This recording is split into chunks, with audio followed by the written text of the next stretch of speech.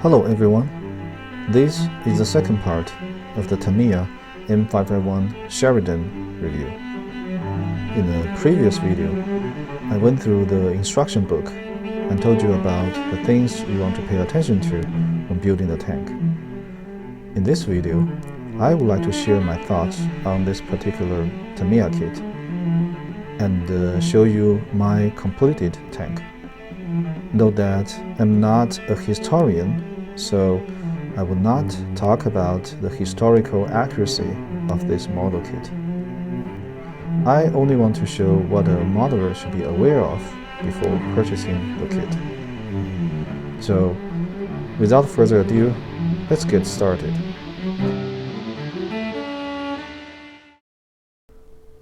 Okay, so here is the completed tank.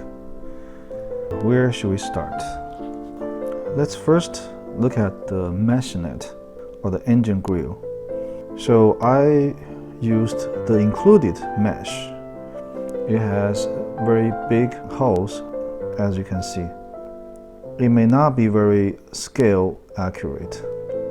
You may want to use the photo edge detail up kit.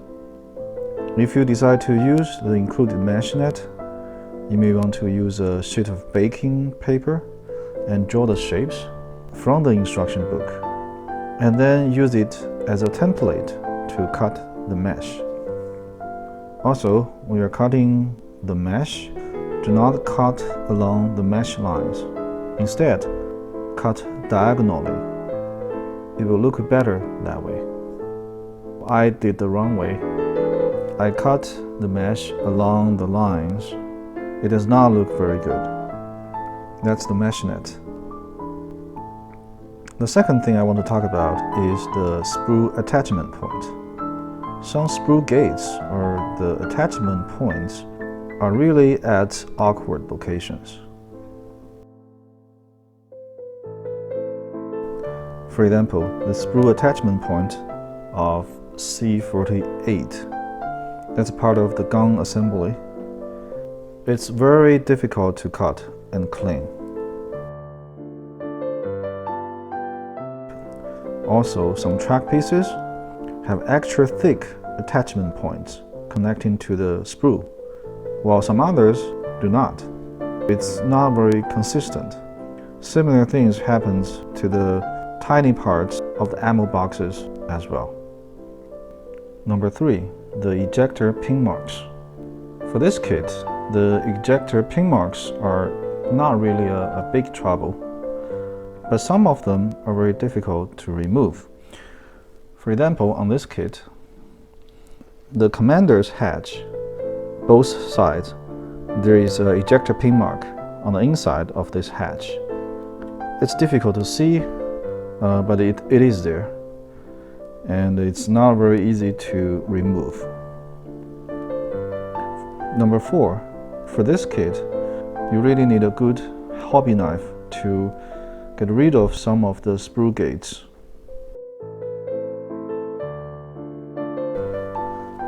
For example, the base of the gun barrel, as well as part of the commander's cupola. There are a lot of things here and there that you need to remove, so get a good hobby knife. Number 5, there are a lot of holes you need to drill. As I mentioned in the previous video, there's a lot of holes, and the diameter of them ranging from 1.2 millimeter to 0.5 millimeter. You definitely need some very good hand vises. For me, I actually used 2 hand vises, one for bigger holes and one for the smaller ones. Number 6 is the smoke launchers. As you can see here, they look very, very good. Tamiya has this very clever design, but you want to know that it takes time to build all of them. There are 8 of them, 4 on each side. Each of those smoke launchers has 3 pieces, and among these 3 pieces, 2 of them are different from the rest of the launchers.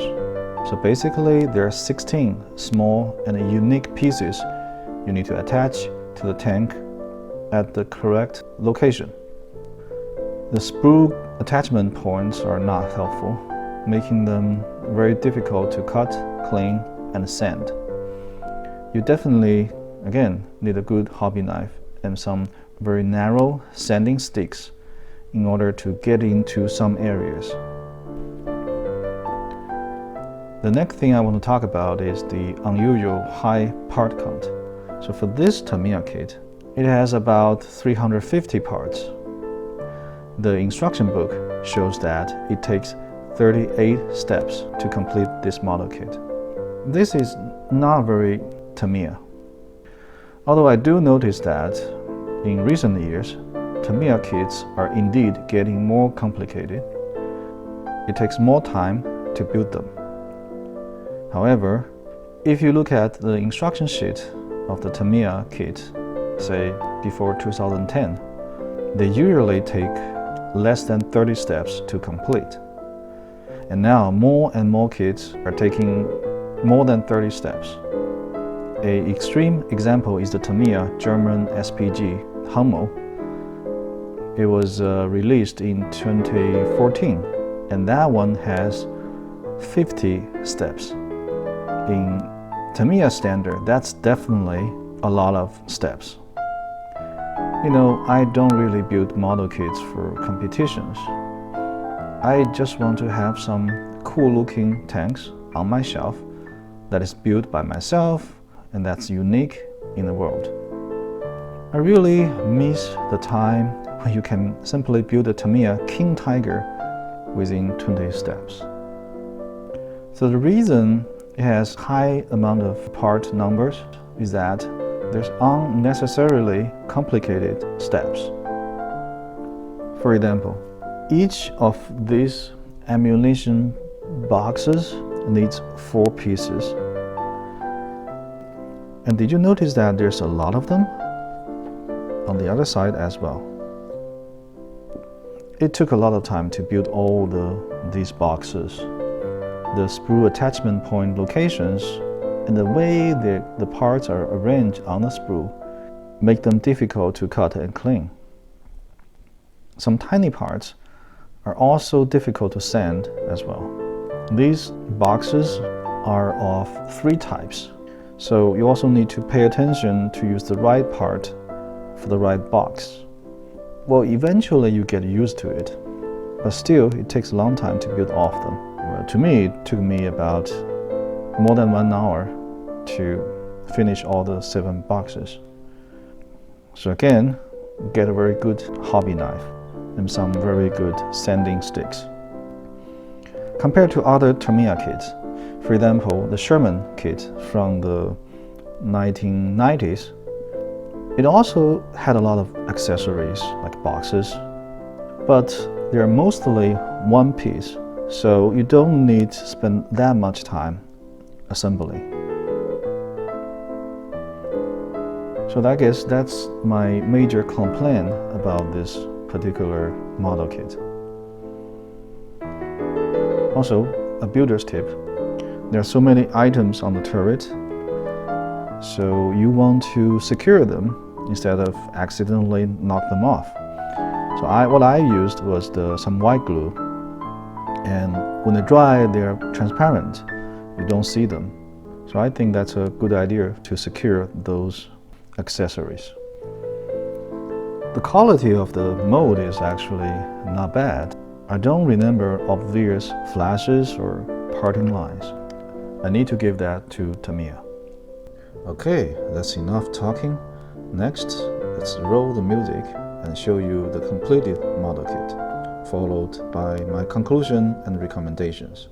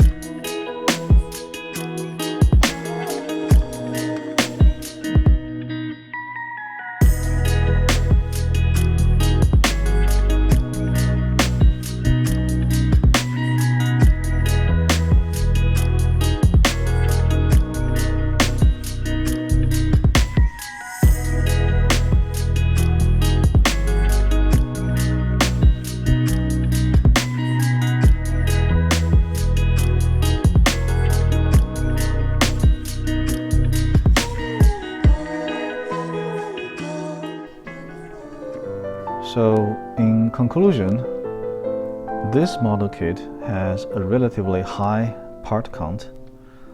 I feel that sometimes it's unnecessarily complicated. It takes a lot of time to build, and I have a feeling that this is Tamiya's answer to some of the competitors on the market. Tamiya seems to be adventuring into new territory. So if you have built a lot of Tamiya kits before, this is definitely not the typical Tamiya kit you may be familiar with. I think the result looks great. That is all that matters, right? So the strength of this kit is that it has link and length track. Very nice, good detail, and easy to build. It has one piece gun barrel with the rifling lines. It looks really great.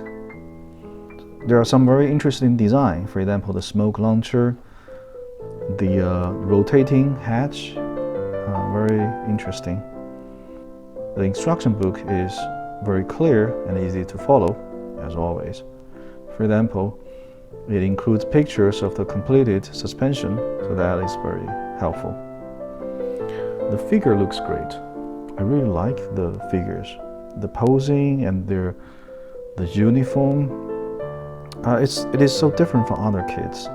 They really stand out compared to other figures wearing conventional uniforms. This model kit has great amount of details as well. Another strength of this model kit. The fitting is very good. So that's typical Tamiya. Tamiya did a great job in this model kit.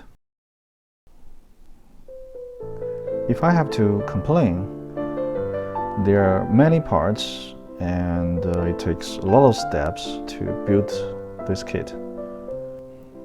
Ejector pin marks, flashes, parting lines are not a general issue for this model kit. However, the sprue gates, the attachment points, it could be better. And also, there's a lot of holes to drill on the turret. Well, it's nothing too difficult, but just thought that you may want to know before you purchase the kit. Do make sure you have a good hobby knife, pin vise, and drill bits. So what's my recommendation? Well, for this model kit, it is probably not the ideal kit for beginners. And it is certainly not a weekend build either. You do need some model building experience for this, but it is gorgeous. So I would still highly recommend this kit. This is it. Hope you find this video informational. If you do, please like and subscribe. Please also let me know your opinion on this Tamiya kit or the M551 Sheridan tank in general. Thanks for watching, and I'll see you next time.